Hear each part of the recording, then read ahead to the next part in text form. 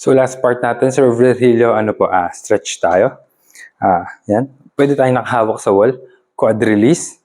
Pwede rin natin gawin to, in between sets kung medyo masakit yung legs para pupulikatin. Yan. Kung pag sa harap, ganito, pag quads. And then, 4 more stretch, yan, hawak tayo. Again, 10 to 25 seconds, tapos pull back. Chest out, lift chest. Tapos paghatak natin ganun. Okay, so mas mararamdaman natin stretch dito sa quads. Other side.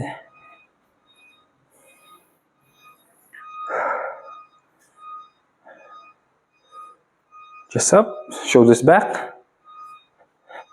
Okay. Now, feet wide. Okay, feet wide po. Now, touch natin yung paa or yung floor kung hanggang sa natin pinakakaya. Okay? Pinakamababa. Lock yung knees. Feel the stretch dito sa hamstrings, sa glutes, sa lower back. Okay?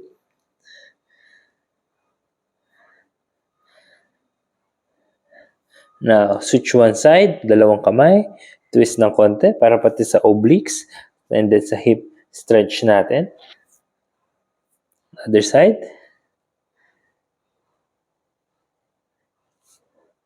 Now, rise up.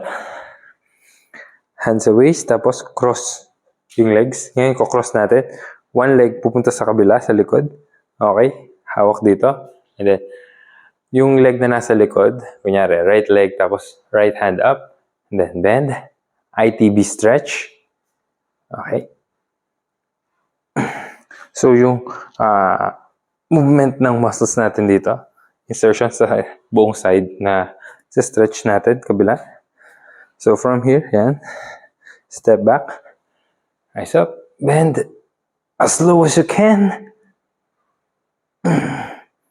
Yan, feel natin na maigi yung stretch sa hips natin, sa arms, sa back, especially sa legs. So, yan po, wrap up ng natin, ng day 3 leg workout.